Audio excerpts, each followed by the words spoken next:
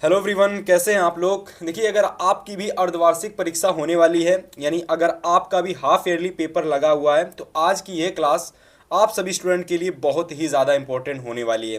देखिए स्टूडेंट, आज की इस क्लास के अंदर हम लोग मैथ सब्जेक्ट का एक हाफ ईयरली पेपर देखने वाले हैं। इसके हर एक क्वेश्चंस आपके हाफ ईयरली पेपर के लिए काफ़ी ज़्यादा इंपॉर्टेंट होने वाले हैं। देखिए, जिस भी प्यारे साथी की अभी तक हाफ ईयरली परीक्षा नहीं हुई है, उसको ये वीडियो देखना बहुत ज़्यादा ज़रूरी है, क्योंकि आपका जब हाफ ईयरली पेपर होगा तो इस क्लास से आपको बहुत सारे क्वेश्चंस देखने को मिलने वाले हैं। क्योंकि मुझे यहाँ पर एक ऐसा हाफ ईयरली पेपर मिला है जिसके हर एक क्वेश्चंस आपके लिए इम्पोर्टेंट हैं, और लगभग ये हाफ ईयरली का पेपर बहुत सारे स्कूलों में पूछा जा चुका है।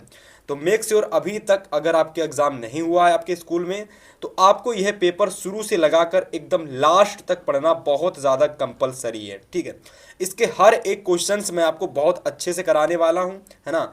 और सारे के सारे क्वेश्चंस आपको बेहद अच्छे तरीके से समझने हैं, ताकि ये गणित का पेपर आपको बहुत अच्छे तरीके से समझ में आए, और जब आप एग्ज़ाम देने जाएं तो बहुत सारे क्वेश्चंस आप पूरे में पूरे करके आएँ।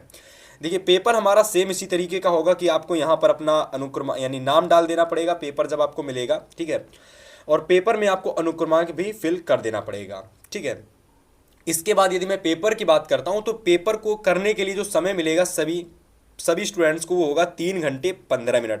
यानी सभी प्यारे साथियों को 3 घंटे 15 मिनट के अंदर पेपर निपटा देना है। 70 अंक का हमारा पूर्णांक रहेगा, जिसमें अगर मैं बात करता हूं 3 घंटे 15 मिनट में, तो सभी प्यारे साथियों को 15 मिनट के अंदर इस पूरे प्रश्न पत्र को बारीकी से भैया पढ़ना है कि कौन कौन सा क्वेश्चंस हमको आ रहा है और कौन सा क्वेश्चंस हमको नहीं आ रहा है। ठीक है, तो प्रारंभ के जो 15 मिनट होंगे सभी परीक्षार्थियों को प्रश्न पत्र पढ़ने के लिए दिए जाते हैं। ठीक है, इसके बाद अगर मैं निर्देश की बात करता हूं, तो प्यारे साथी, निर्देश में आपको 3 निर्देश दे रखे हैं। सबसे पहला निर्देश कह रहा है कि ये जो प्रश्न पत्र है भैया, ये आपका 2 खंडों में विभाजित है। मतलब कि प्रश्न पत्र आपका 2 खंडों में है ना। पहला प्रश्न पत्र का जो पहला खंड है उसमें भैया खंड आ है, और इसमें आपके 20 अंक के बहुविकल्पी प्रश्न आपको दिए गए हैं। ठीक है, इसके बाद दूसरा जो प्रश्न पत्र का दूसरा खंड है वो है खंड बा, जिसमें आपको 50 अंक के वर्णनात्मक क्वेश्चंस यानी डिस्क्रिप्टिव क्वेश्चंस दिए गए हैं। ठीक है प्यारे साथी, ये हो गई कह सकते हो गणित पेपर की बेसिक जानकारी, है ना। और अब मैं आपको बताने वाला हूं वह सारे क्वेश्चंस जो कि आपके पेपर में एकदम डायरेक्ट आपको देखने को मिलने वाले हैं। ठीक है, एक एक क्वेश्चंस मैं आपको अच्छे तरीके से दिखाऊंगा, और आपको उसका सही आंसर और सही तरीके से सॉल्यूशन भी कराऊंगा, ताकि आपको चीज़ें अच्छे तरीके से, बेहद अच्छे तरीके से समझ में आए। तो देखिए, सबसे पहला प्रश्न आप सभी साथी नोट करेंगे। पहला क्वेश्चन जो कि आपको बहुत ज़्यादा इंपॉर्टेंट है ना, और ये क्वेश्चंस तो आपको एकदम तैयार करके ही जाना है भैया।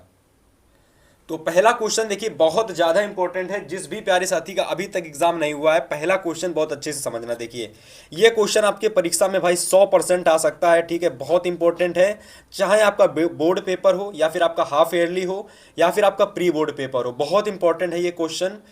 तो देखिए, क्वेश्चन हमारा है कि हर के 2 की घात m इंटू 5 की घात n रूप के आधार पर ज्ञात कीजिए। ठीक है, हमको देखिए सिंपल है, यहाँ पर एक संख्या दे दी गई है। ठीक है, हमको यहाँ पर एक संख्या दे दी गई है, और हमको इसका क्या ज्ञात करना है, हर का, है नहीं, हर है। ठीक है, देखिए आपकी जो संख्या है मेरे प्यारे साथी, वो 1458 बटे में, ठीक है, 1250 है। ठीक है, तो देखो ये आपका अंश होता है। ठीक है, सभी साथियों को पता होगा, और आपका ये है हर होता है।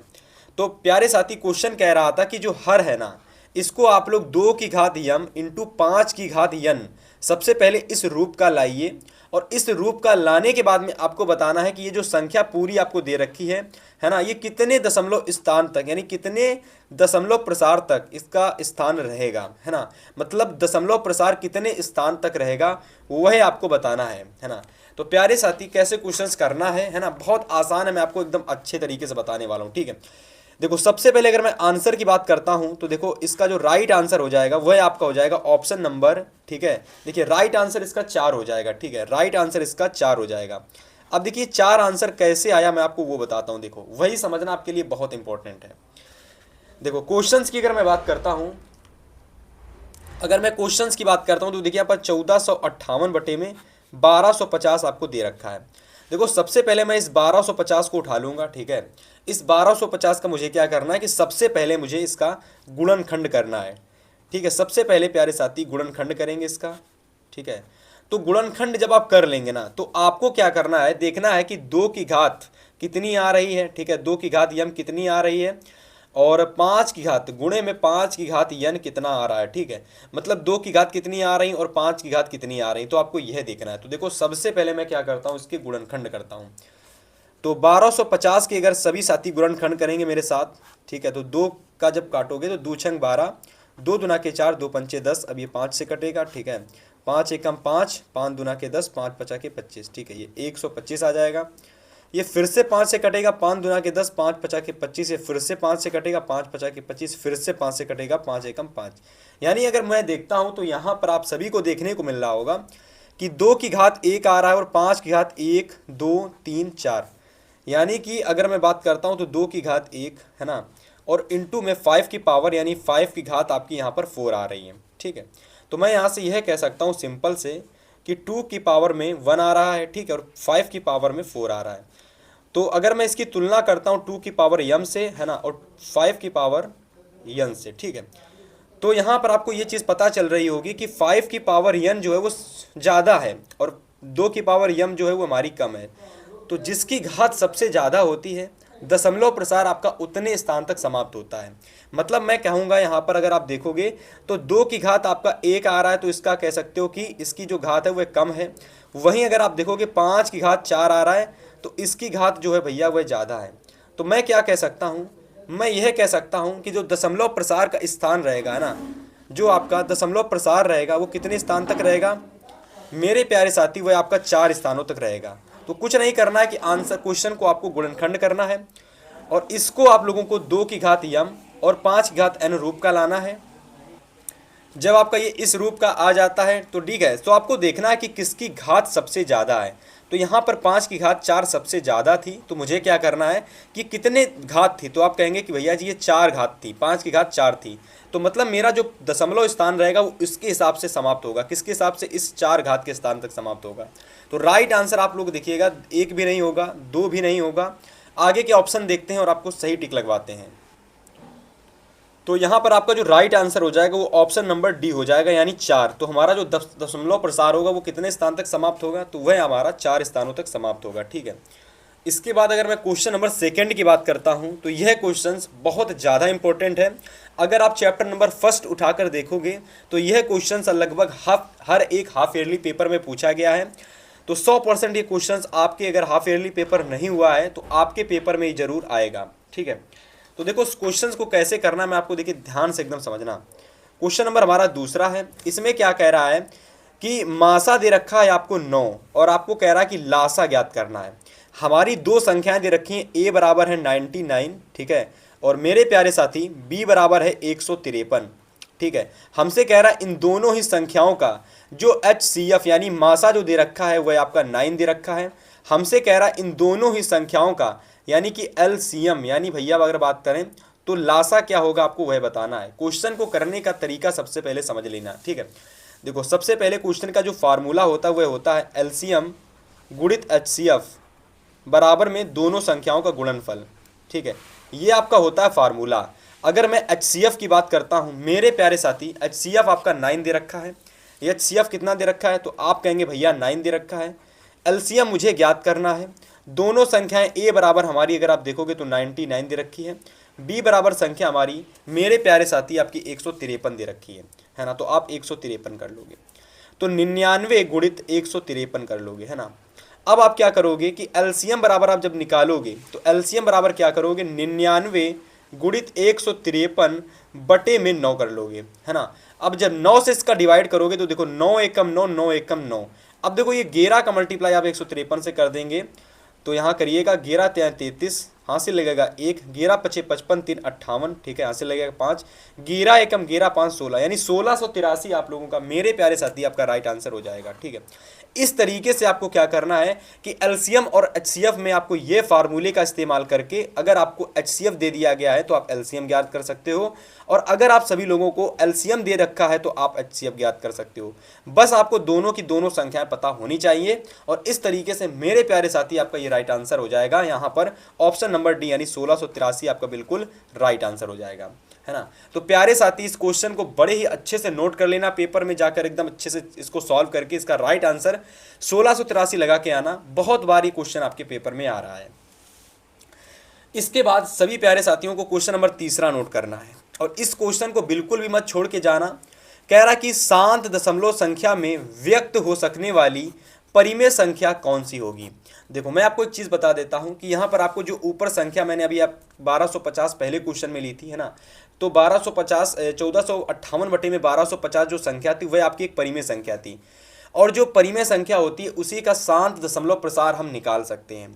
ठीक है, तो यहाँ पर हमको 3 यानी 4 संख्याएं दे रखी है ना, और हमसे कह रहा है इन 4 संख्याओं में से कह रहा है कि ऐसी कौन सी परिमेय संख्या होगी जो शांत दशमलव संख्या में व्यक्त हो सकने वाली होगी। तो मेरे प्यारे साथी इसका राइट आंसर आप बिल्कुल सही लगा लेंगे, 13 बटे 3150, 13 यानी 13 अपॉन में, है ना, 3150 आपका बिल्कुल राइट आंसर हो जाएगा। अब देखिए ये राइट आंसर, इसको मतलब ये कैसे होगा, है ना, इसको सॉल्व करने का क्या तरीका है ना, अब मैं आपको वो बताऊंगा, तो उसको आपको बहुत अच्छे से समझना है।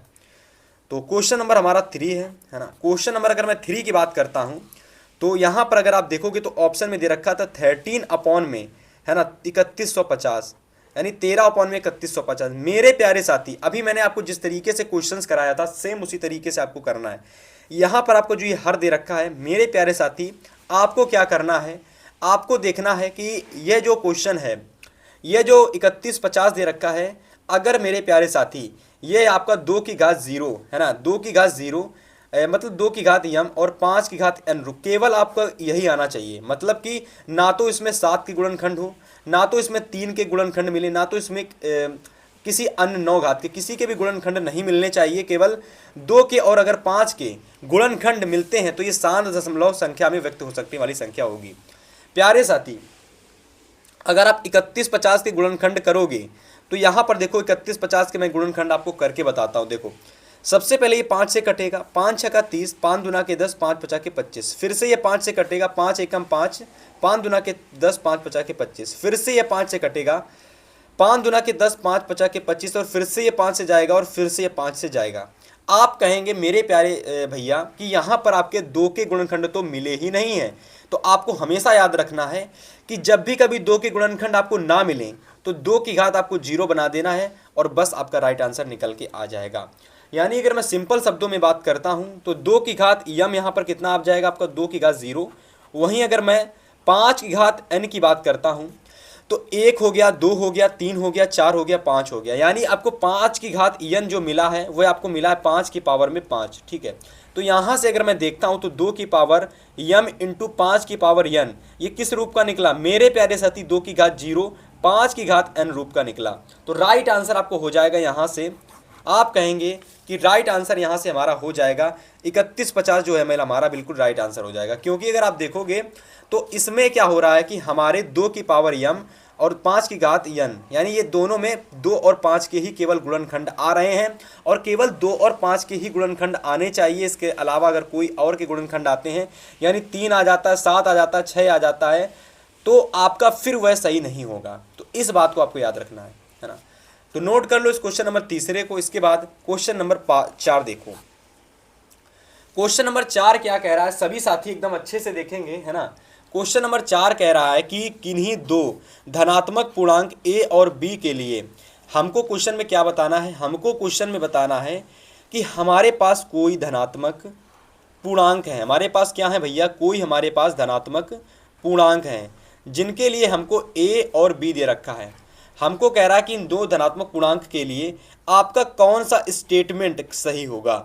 तो देखो अभी मैंने आपको एक क्वेश्चन कराया था और मैंने आपको उस क्वेश्चन में बताया था कि ये वाला फॉर्मूला आपको 2 घातों के लिए जब भी कभी एलसीएम और एचसीएफ निकालना हो और आपको 2 घातें दे दी जाएं तो आपको यह फार्मूला हमेशा याद रखना है। ठीक है, इस क्वेश्चन में पार्टिकुलर क्वेश्चंस में भी वही कहा गया है कि अगर आप ए और बी अगर आपके पास हैं, है ना, तो बताना है कि इन 2 धनात्मक पूर्णांक के लिए आपका कौन सा स्टेटमेंट यानी कौन सा फार्मूला आपको सही होगा। ठीक है मेरे प्यारे साथी, अगर आप बिल्कुल सही आपको पता होगा तो मैंने आपको बताया था कि एलसीएम गुणित एचसीएफ बराबर में a इंटू बी होता है। तो मेरे प्यारे साथी आपका राइट आंसर हो जाएगा यहाँ से ऑप्शन नंबर जो आपका है ना, कह लोगे ऑप्शन नंबर जो आपका हो जाएगा यहाँ से। अगर आप देखोगे तो a इंटू बी मासा गुणित लासा, और ये देखिए जो मासा निकलेगा ये दो संख्याओं का है, ठीक है, और जो भी लासा निकलेगा ये दो संख्याओं का ही निकलेगा। तो आप लोग ये मत कह देना कि a इंटू बी कहाँ से आ गया, ये a इंटू बी यानी a कॉमा बी कहाँ से आ गया। प्यारे साथी यहाँ पर मैं एलसीएम की जगह ब्रैकेट में a कॉमा बी भी कर सकता था, और यहाँ पर भी मैं a कॉमा बी भी कर सकता था, क्योंकि जो एलसीएम निकला है वह इन दोनों संख्याओं से निकला है, जो एचसीएफ निकला है वह भी इन दोनों ही संख्याओं से निकला है। यानी हमारा राइट आंसर नंबर हो जाएगा ऑप्शन नंबर डी, ठीक है। तो इसको बिल्कुल आप सही कर लेंगे, और बहुत ज़्यादा आईएमपी क्वेश्चन है ये आपके हाफ ईयरली पेपर के लिए, तो इस प्रश्न को आप जरूर तैयार करके जाना। यदि मैं क्वेश्चन नंबर 5 की बात करता हूं तो देखिए यहाँ पर हमारा क्वेश्चन नंबर 5 कह रहा है कि आपको यहाँ पर युगपत समीकरण दो दे दी गई है। सबसे पहली समीकरण मेरे प्यारे साथी आपकी ये दे रखी है, दूसरी समीकरण आपकी ये दे रखी है। हमसे क्वेश्चंस में कह रहा है इन दोनों ही समीकरण, एक समीकरण ये हो गई, दूसरी समीकरण आपकी ये हो गई। क्वेश्चन में कह रहा है इन दोनों ही समीकरण का कोई भी हल नहीं है, तब मेरे प्यारे साथी आपका के का मान क्या होगा। यानी आपको के की वैल्यू फाइंड करनी है, के की वैल्यू क्या होगी। देखो क्वेश्चन को करने का तरीका अगर आपने एक बार अच्छे समझ लिया फिर आप क्वेश्चन को निपटा दोगे एग्जाम में। देखो प्रश्न नंबर 5 में सबसे पहला समीकरण आपको दे रखा है x प्लस 2y बराबर में 70, तो सबसे पहला आपको समीकरण ये दे रखा है। दूसरा समीकरण दे रखा है 2x प्लस में ky बराबर में 35, है ना। दूसरा समीकरण आपको यह दे रखा है। मेरे प्यारे साथी आपको एक चीज दे दी गई थी ऊपर में कि इसका कोई भी हल नहीं है। जब भी क्वेश्चन में कह दे आपको दो समीकरण दे दे और आपसे कह दे कि इन दोनों ही समीकरण के कोई हल, है ना, क्वेश्चन में कह दे कोई हल नहीं है, तो हमेशा आपको एक चीज़ याद रखनी है मेरे प्यारे साथी कि जब भी कह दे कि कोई हल नहीं है तो वहाँ पर हमेशा एक चीज़ होती है, एक स्टेटमेंट यानी एक आपको कह सकते हो कथन याद रखना, एक फार्मूला याद रखना है। वह आपका होता है A1/A2 बराबर होता है B1/B2 के, है ना, और ये बराबर होता है C1/C2 के। आप कहेंगे कि इसका मतलब क्या है, इससे और इसका लेना देना क्या है। देखो हमको क्या करना पड़ता है मेरे प्यारे साथी, यहाँ पर दो समीकरणों की सहायता से के का मान निकालना पड़ता है, के की वैल्यू निकालनी पड़ती है ना। तो मैं क्या करता हूँ कि इन दोनों को आपस में बराबर कर लेता हूँ, ठीक है। इस स्टेटमेंट से इन दोनों को आपस में बराबर कर लेता हूँ, जैसे A1/A2, है ना, B1/B2 कर लेता हूँ। अब यहाँ से मैं A1 B1, ठीक है, और A2 और B2 की वैल्यू निकाल लेता हूँ। A1 की वैल्यू देखिए दे रखी है यहाँ पर आपकी x की घात में 1 हो जाएगी, ठीक है। B1 की वैल्यू आपकी हो जाएगी y की घात में 2, A2 की वैल्यू हो जाएगी x की घात में 2 दूसरे समीकरण से, ठीक है, और B2 की वैल्यू दूसरे समीकरण से y की घात k हो जाएगी, ठीक है। अब मैं देखिए मैं चाहे इसको और इसको बराबर दिखा सकता हूं और मैं चाहे इसको और इसको बराबर दिखा सकता हूं, ठीक है। तो मैंने पहले वाले को 2 को बराबर दिखा दिया, आप इसको और इसको भी बराबर दिखा सकते हो, ठीक है। तो मेरे प्यारे साथी यहाँ से अगर आप देखोगे तो A1 बराबर 1 है, ठीक है, A2 बराबर में 2 है, बराबर में B1 बराबर में 2 है, और B2 बराबर में आपका k है। तो यहाँ से अगर आप k बराबर निकालोगे तो 2 2 जा 4 यानी k बराबर में आपका 4 आ जाएगा। राइट आंसर आपका यहाँ से k बराबर में 4 निकल के आएगा, ठीक है। तो यहाँ से अगर आप सही आंसर पर टिक लगाएंगे तो बिल्कुल सही ऑप्शन आपका हो जाएगा ऑप्शन नंबर डी, यानी आंसर नंबर डी आपका बिल्कुल सही हो जाएगा। इसको आप बिल्कुल सही कर लेंगे, है ना। ऑप्शन नंबर बी यानी आंसर नंबर डी हमारा बिल्कुल राइट हो जाएगा। तो उम्मीद है भाई ये क्वेश्चन आपको बहुत अच्छे से समझ में आया होगा, किस तरीके से मैंने इस क्वेश्चन को किया, है ना। होपफुली आपको बहुत अच्छे से समझ में आया होगा। अब चलिए अगले क्वेश्चन पर चलते हैं, और अगला क्वेश्चन भी आपको समझना है, उसके राइट आंसर को भी आपको नोट करना है।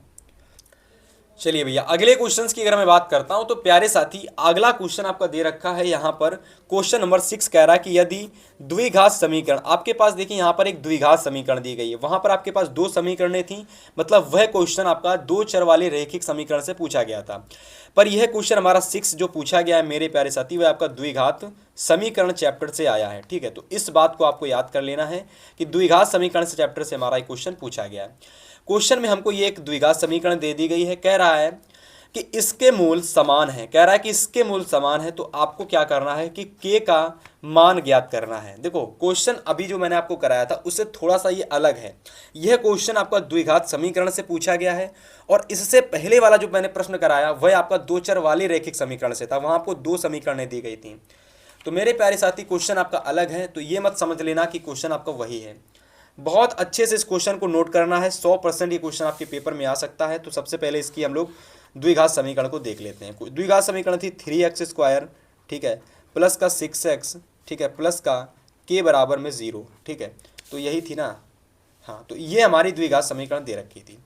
क्वेश्चन में कह रहा था इसके मूल समान है, क्वेश्चन में कह रहा था कि इसके मूल जो है वह समान दे रखे हैं, यानी इसके जो मूल है वह समान दे रखे हैं। तो जब भी कभी मूल समान होते हैं तो मेरे प्यारे साथी हमेशा याद रखना कि मूल समान में जो मूल होते हैं, यानी जो d की वैल्यू होती है वह 0 होती है। d की वैल्यू जो होती है मेरे प्यारे साथी वो 0 के बराबर में होती है। अब आप कहेंगे कि ये d क्या होता है, तो d बराबर में होता है बी स्क्वायर माइनस का 4ac। अगर d 0 के बराबर में है तो ये बी स्क्वायर माइनस का 4ac भी आपका 0 के बराबर में होगा, ठीक है।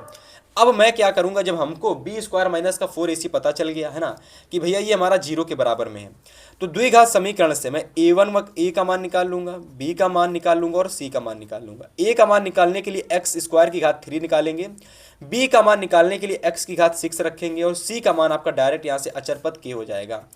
मेरे प्यारे साथी b बराबर आपका 6 दे रखा है तो इसको आप कर लोगे 6 का स्क्वायर, ठीक है, माइनस का 4 लगाओगे, a बराबर में आपका 3 दे रखा है, c बराबर में आपका k दे रखा है, बराबर में 0 कर दोगे तो 6 36 हो जाएगा, 4 माइनस का 12 k हो जाएगा, बराबर में 0 हो जाएगा।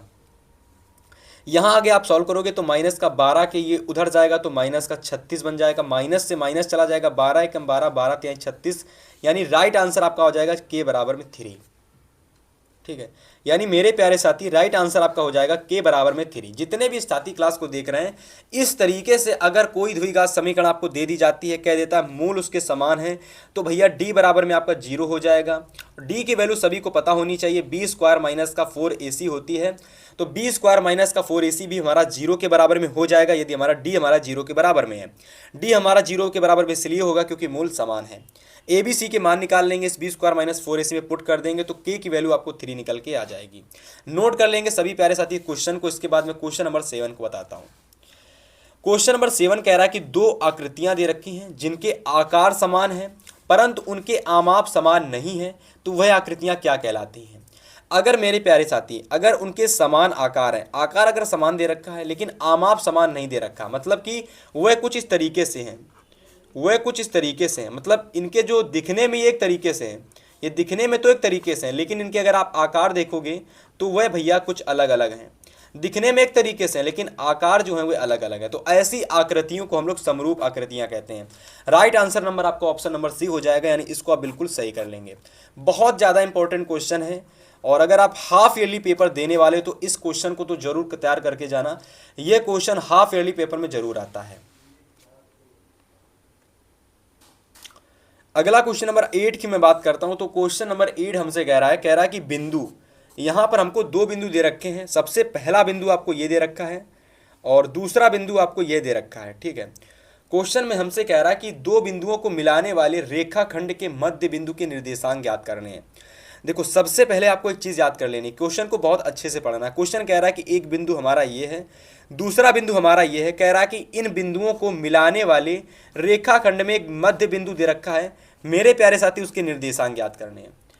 तो क्वेश्चन को आपने अच्छे से पढ़ लिया। अब चलो क्वेश्चन को कैसे करना उस बात को आपको ध्यान देना है। क्वेश्चन में सबसे पहला बिंदु आपको देखना है, सबसे पहला बिंदु आपको यहाँ पर दे रखा है माइनस का 2,6, माइनस का 2,6 दे रखा है। दूसरा बिंदु आपको दे रखा है माइनस का 2,10। इसके बीच में प्यारे साथी, इसके बीच में कहीं पर एक बिंदु हमारा है, मैं मान लेता हूँ वह बिंदु हमारा यहाँ पर है जिसके निर्देशांक x, y हैं। तो हमको इस बिंदु के, ये जो हमारा मध्य बिंदु है ना, मध्य बिंदु, इस मध्य बिंदु के मुझे निर्देशांक ज्ञात करने हैं। तो हमेशा मध्य बिंदु के निर्देशांक को मेरा x, y से दर्शाना, ठीक है। और इन दोनों ही बिंदुओं को x1, ठीक है, y1 कर देना और x2 आप लोग x2, y2 कर देना। तो हमेशा जब भी आप मध्य बिंदु को निर्देशांक निकालोगे तो अलग अलग निकालना। कैसे कैसे अलग अलग, देखो ध्यान से।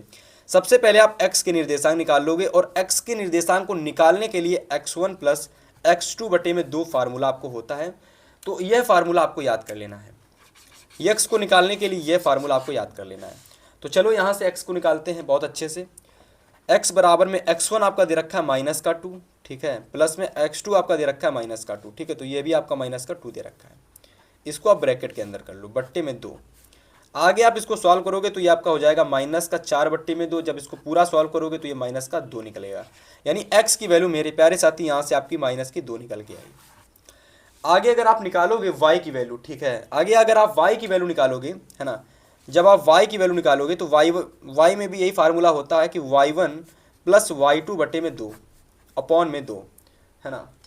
तो यहाँ से आप लोग इस y को निकालने का फार्मूला यह याद कर लोगे, ठीक है। तो चलिए इसको निकालते हैं y को। तो मेरे प्यारे साथी y बराबर अगर आप देखोगे y1 बराबर -6 है और y2 बराबर में आपका 10 है। तो यहाँ से आपका हो जाएगा 6 प्लस 10 अपॉन में 2, यानी 6 प्लस 10 बटे में 2 कर लोगे तो 18 बटे में 2 हो जाएगा, 2 एकम 2, है ना, 2 एकम 2, 2 9 18, यानी y बराबर में आपका यहाँ से निकलेगा 9, ठीक है। तो आपने देखा कि मध्य बिंदु के निर्देशांक मेरे प्यारे साथी आपके क्या निकले, x, y हमारे जो निकले हैं। तो आप कहोगे यहाँ से कि भैया जी यहाँ से हमारा -2 निकला था x और y निकला हमारा 9, तो -2, 9 हमारे निर्देशांक हो जाएंगे। तो राइट आंसर अगर आप लगाओगे बिल्कुल सही, है ना, तो -2, 9, 1 मिनट, ये आपका हो जाएगा 2 8 16, इसको आप 16 कर लो, 2 एकम 2, 2 8 16, मिस्टेक हो गई थी, y बराबर में 9, यानी 10 प्लस 6 बराबर में 16 होता है, तो 2 8 16, यानी 2, है ना, 2 -2, 8 आपका राइट आंसर आ जाएगा। तो राइट आंसर नंबर आप सी को टिक लगा लोगे, है ना। तो आप लोग राइट आंसर सी को टिक लगाओगे, -2, 8 हमारा बिल्कुल सही हो जाएगा, ठीक है। चलो क्वेश्चन नंबर 9 को नोट करोगे। क्वेश्चन नंबर 9 कह रहा है कि 2 10 स्क्वायर 30 बट्टे में 1 प्लस 10 स्क्वायर 30 का मान क्या होगा। देखो, तो यदि मैं इस क्वेश्चन की बात करता हूं तो क्वेश्चन नंबर देखिए 9 आपको कैसे सॉल्व करना है, बहुत अच्छे से आपको समझना है। देखो यहाँ पर आपका दे रखा है 2 10 स्क्वायर 30 डिग्री, ठीक है, बट्टे में 1 प्लस 10 स्क्वायर, ठीक है, 30 डिग्री। तो मेरे प्यारे साथी देखिए, सबको सबसे पहले क्या पता होना चाहिए, सबसे पहले सबको यह पता होना चाहिए कि 10 जो होता है 10 30 इसकी वैल्यू कितनी होती है। तो 10 30 की जो वैल्यू होती है वह आपकी होती है 1/√3। क्या होती है? 1/√3। तो इन सभी में आप 10 स्क्वायर 30 में और 10 स्क्वायर 30 में जब वैल्यू रख दोगे तो देखिए यहाँ से जो आपका राइट आंसर निकल के आएगा मेरे प्यारे साथी, वह आपका निकलेगा 1/2। तो राइट आंसर नंबर आपका बी हो जाएगा, इसको आप नोट कर लेंगे। इसके बाद क्वेश्चन नंबर 10 कह रहा है, इसको जरा देखेंगे बहुत अच्छे से, बहुत इंपॉर्टेंट क्वेश्चन है। कह रहा है कि 1 से 10 तक जितनी भी आपकी धनात्मक सम संख्या हैं उनको निकालिए, है ना, उनके बाद उनका समांतर माध्य निकालिए। तो मेरे प्यारे साथी जब आप 1 से 10 तक यानी 1 से लगाकर 10 के बीच में, है ना, जब आप सम संख्याओं ढूंढोगे, कैसी धनात्मक जब आप सम संख्या ढूंढोगे तो आपको 2 मिलेगी, प्लस 4 मिलेगी, प्लस 6 मिलेगी, प्लस 2 मिलेगी, प्लस 8 मिलेगी, है ना। तो ये सारी आपकी क्या है, धनात्मक सम संख्याएं, ठीक है, 1 से 10 तक की। तो आपकी 10 भी एक धनात्मक सम संख्या है, तो इन सभी को आप जोड़ लोगे, है ना। तो इन सभी को 1 मिनट 1 से 10 तक की धनात्मक सम संख्याओं का समांतर माध्य ज्ञात करेंगे। तो मेरे प्यारे साथी यहाँ से आपको हमेशा याद रखना है कि 2 है, 2 को मैंने डबल बार रिपीट कर दिया है, ठीक है। तो यहाँ से देखिए आपकी 5 धनात्मक सम संख्याएं मिल गई।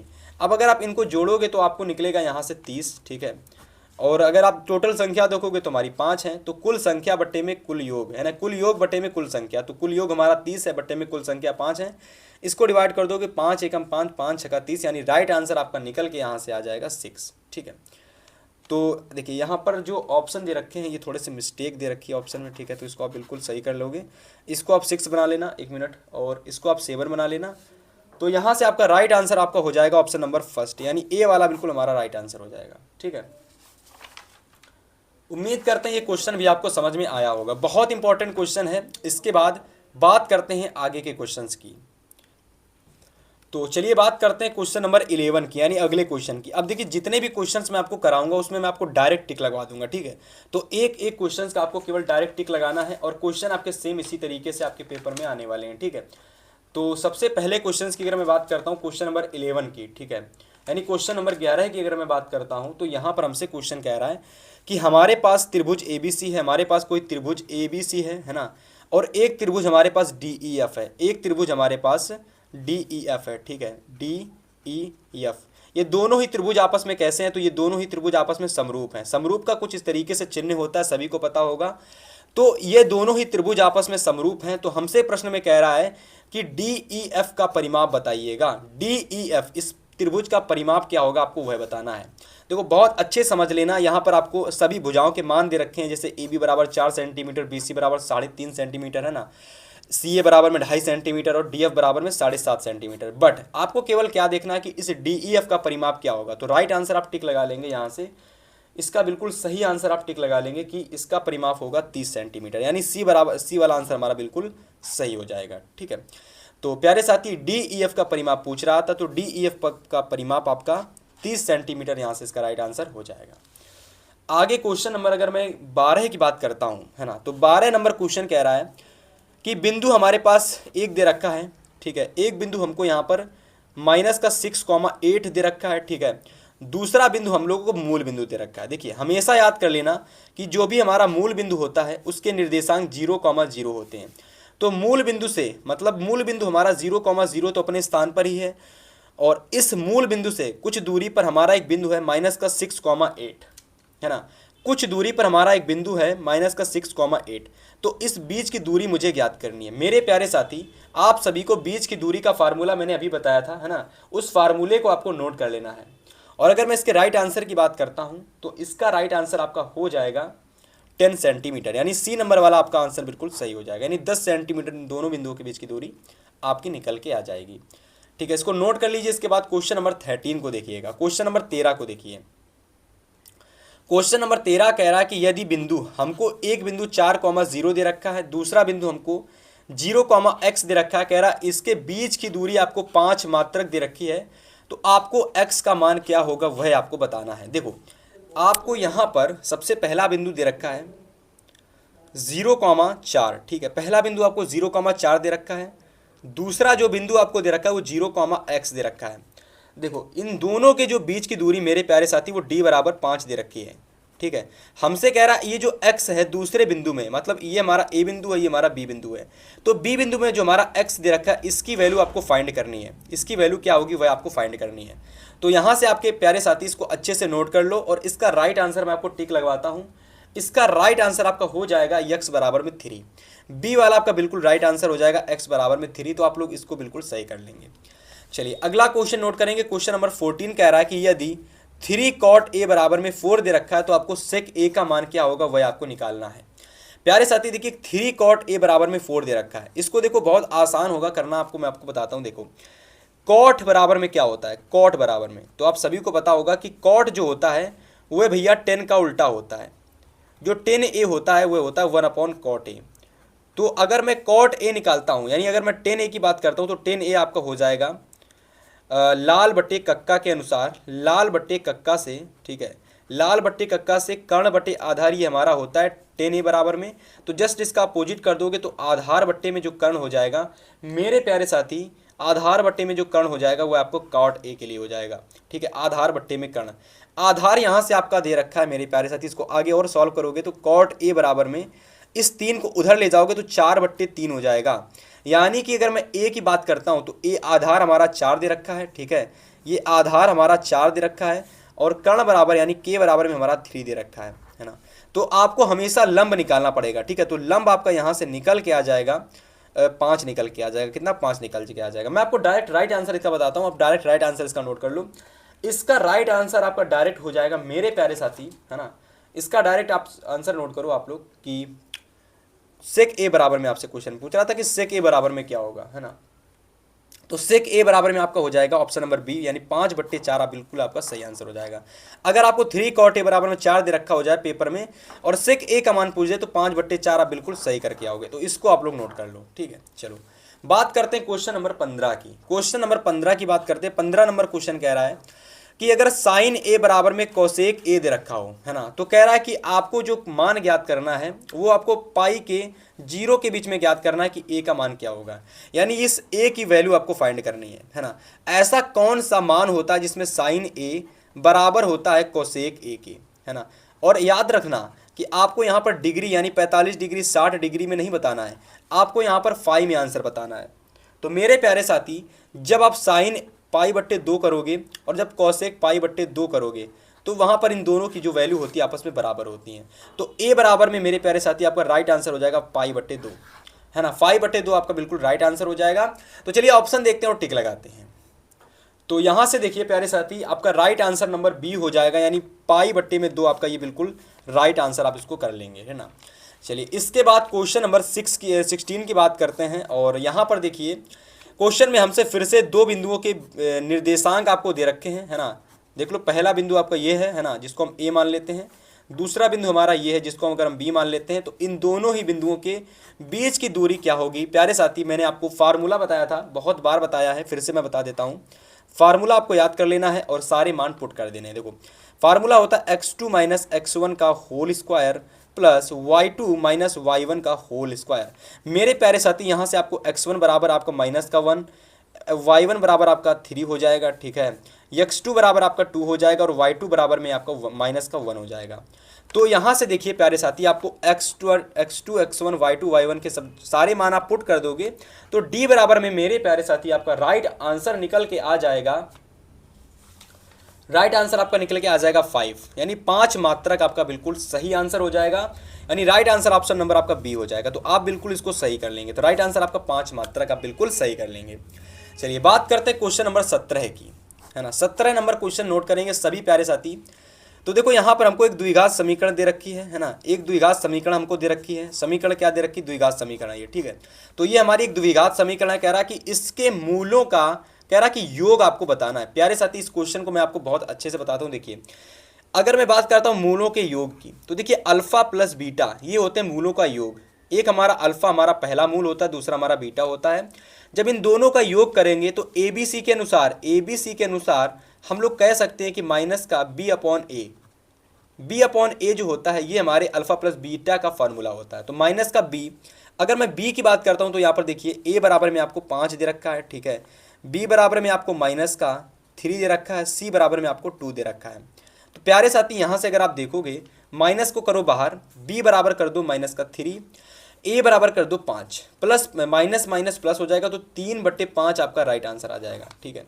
तो राइट आंसर ऑप्शन नंबर आपका क्या हो जाएगा? तो राइट आंसर ऑप्शन नंबर आपका फर्स्ट, यानी 3/5 आपका बिल्कुल सही हो जाएगा, है ना। इसको सही कर लो। और इसके बाद देखो एक और थोड़ा क्वेश्चन आता है, सेम इसी तरीके से होता है, पर यह क्वेश्चन आपका बहुपद से पूछा जाता है। कहाँ से? बहुपद से आता है। कह रहा है कि एक बहुपद हमको ये दे रखा है 3x² प्लस का 5x माइनस का 2। अगर कोई द्विघात समीकरण होगी मेरे प्यारे साथी, तो वहां पर हमेशा एक जीरो बराबर दे रखे होगा। यानी कि हमेशा एक बहुपद जब जीरो के बराबर में हो जाता है तो वह द्विघात समीकरण बन जाती है। लेकिन जब भी कभी ये जीरो के बराबर में नहीं होता तो वह हमारा केवल बहुपद होता है। तो यहाँ पर हमको एक बहुपद दे रखा है, कह रहा है कि इसके शून्यांकों का योगफल होगा। मेरे प्यारे साथी सेम इसी तरीके से कर लो, अल्फा प्लस बीटा बराबर में माइनस का बी अपॉन में ए। अगर मैं बी की बात करता हूँ तो प्यारे साथी बी आपका 5 हो जाएगा, ए मेरे प्यारे साथी आपका 3 हो जाएगा। ये प्लस है तो यहाँ माइनस दे रखा है, तो ये आपका माइनस का 5/3 हो जाएगा। तो राइट आंसर आपका आ जाएगा यहाँ से ऑप्शन नंबर सी आपका बिल्कुल सही हो जाएगा। तो आप बिल्कुल इसको सही कर लेंगे। इसके बाद क्वेश्चन नंबर 19 को देखेंगे सभी प्यारे साथी। क्वेश्चन नंबर 19 कह रहा है कि यहाँ पर आपको डायग्राम देखना है। इस डायग्राम में आपको कह रहा है कि आपको अगर यदि एक बिंदु आर से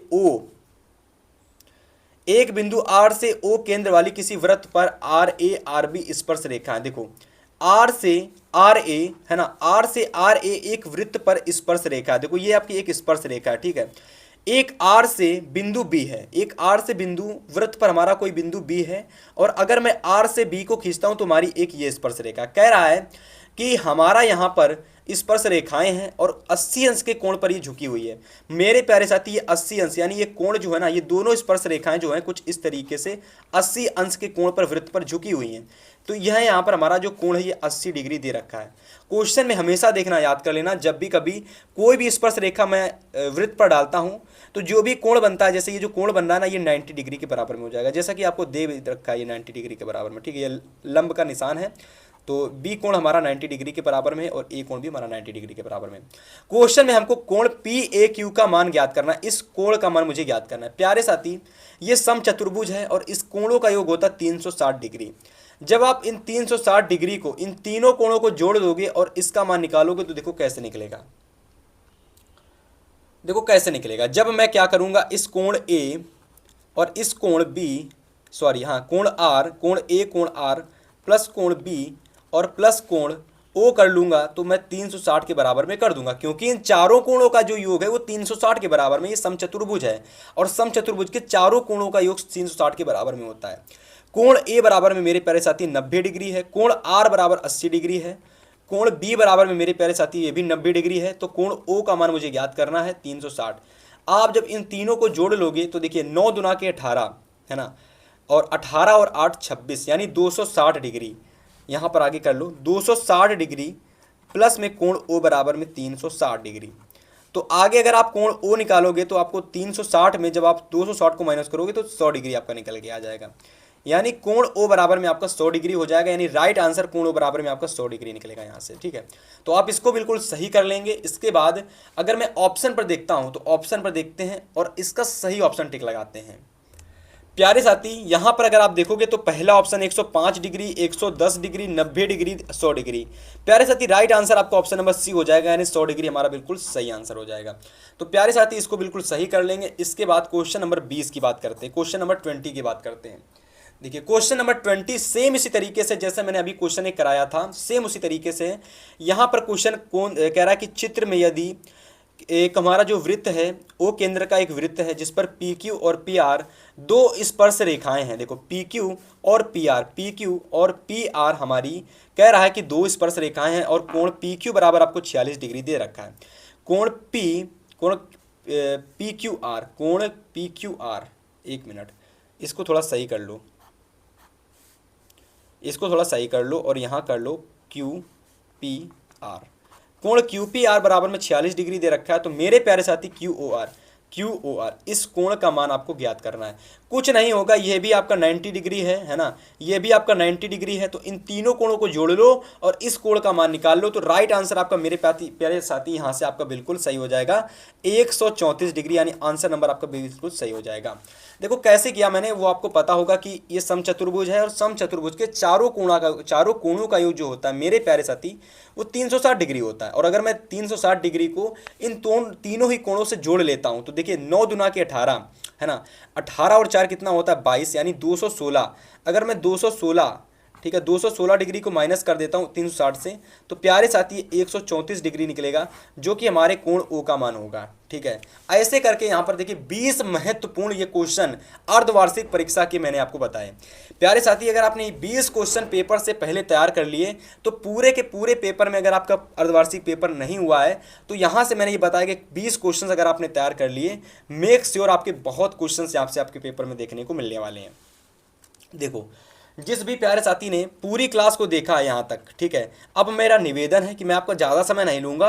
अब मैं आपको 50 नंबर वाले जो भी डिस्क्रिप्टिव क्वेश्चंस कराऊंगा बस आपसे कहूँगा केवल उनका स्क्रीनशॉट ले लो और उन क्वेश्चंस को आप लोग गूगल से, ठीक है, उन क्वेश्चंस को आप लोग गूगल से, ठीक है, या तो आप लोग, ठीक है, गूगल से, मेरे हिसाब से बेस्ट ऑप्शन है गूगल से एकदम कॉपी पेस्ट करो आंसर। आपका गूगल लेंस आपको एआई वाला जो ऑप्शन होता है ना गूगल लेंस, वह आपको उसको बेहतरीन तरीके से सॉल्यूशन आपको दे देगा। प्यारे साथी मैं आपको खंड बा में जितने भी वर्णात्मक क्वेश्चन हैं जो 50 नंबर के आते हैं मैं आपको एक एक क्वेश्चन बताने वाला हूं। देखो सबसे पहले क्या होता है कि वर्णात्मक क्वेश्चन में 2-2 नंबर के क्वेश्चन आते हैं 5 करने के लिए। तो पांचों क्वेश्चन को जो मेरे द्वारा बताए गए क्वेश्चन हैं जल्दी से उसका स्क्रीनशॉट ले लेना है आपको। इसके बाद 4 नंबर के भी आपको 5 क्वेश्चन आते हैं तो पाँचों क्वेश्चन का स्क्रीनशॉट ले लेना है। इसके बाद 6 नंबर के क्वेश्चन आते हैं 3, हालांकि आते तो 6 हैं लेकिन करने के 3 ही होते हैं तो उनका आपको जल्दी से स्क्रीनशॉट ले लेना है। प्यारे साथी एक एक क्वेश्चंस को आपको मैं दिखाता हूं, चलिए बात करते हैं। तो यहां से देखिए ये सारे क्वेश्चंस आपके 2-2 नंबर के हैं, ठीक है, एक क्वेश्चन 2 नंबर का, ये भी क्वेश्चन 2 नंबर का, ये क्वेश्चन भी 2 नंबर का, ये क्वेश्चन भी 2 नंबर का, ये वाला भी, ये सारे क्वेश्चन आपके लिए इंपॉर्टेंट है हाफ ईयरली के लिए। तो जल्दी से इन सभी क्वेश्चन का स्क्रीनशॉट ले लो, 2-2 नंबर के ये सारे क्वेश्चन आपके हैं। ठीक है, उम्मीद है भैया सभी ने स्क्रीनशॉट ले लिया होगा। और इसके बाद आगे की सारे क्वेश्चन का फटाक से स्क्रीनशॉट लो। और ये हमारा दूसरा प्रश्न है जिसमें हमारे सारे के सारे 4-4 नंबर वाले 5 क्वेश्चन हैं। तो ये 3 क्वेश्चन का जल्दी से सबसे पहले स्क्रीनशॉट लो।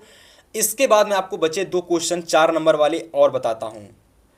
तो प्यारे साथी जल्दी से इन 2 क्वेश्चंस का और स्क्रीनशॉट ले लो। ये 4-4 नंबर वाले 5 क्वेश्चंस आपके हो चुके हैं फिनिश। ठीक है, और इसके बाद 6-6 नंबर वाले 3 क्वेश्चंस आपके आते हैं।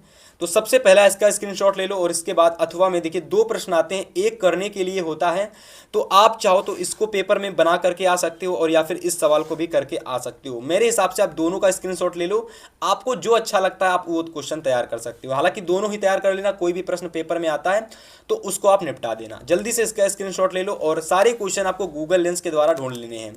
ठीक है, गूगल पर जाकर सर्च कर लेना, आंसर आपको विधिवत तरीके से आ जाएगा एकदम अच्छे तरीके से। फटाक से स्क्रीनशॉट लो इन दोनों ही क्वेश्चंस का 6-6 नंबर वाले। इसके बाद मैं आपको आगे 2 और क्वेश्चंस बताता हूँ। प्यारे साथी, लास्ट क्वेश्चन हमारा 6 नंबर वाला ये है, फटाक से इसका भी जल्दी से स्क्रीनशॉट ले लो। और अगर आपको ये क्वेश्चंस पेपर में करना है तो आप इसको कर लेना, अदरवाइज इस क्वेश्चंस को भी आप पेपर में कर लेना, तो इसका भी जल्दी से स्क्रीनशॉट ले लो। उम्मीद है कि ये पेपर आपने पूरा पढ़ा होगा, पूरा वीडियो देखा होगा। अगर आपने इस क्लास को पूरा अटेंड किया है, पूरा सेशन आपने इस क्लास का देखा है, तो मेक श्योर अगर आपका हाफ ईयरली पेपर होने वाला है तो पूरे के पूरे क्वेश्चंस आपको लगभग इसी पेपर से देखने को मिलने वाले हैं। तो अगर आपको और भी हमारे द्वारा बताए गए हर एक सब्जेक्ट के क्वेश्चंस पेपर चाहिए हैं तो चैनल को सब्सक्राइब कर लेना। आपसे हम मिलेंगे नेक्स्ट बेहतर क्लास में, तब तक के लिए गुड बाय।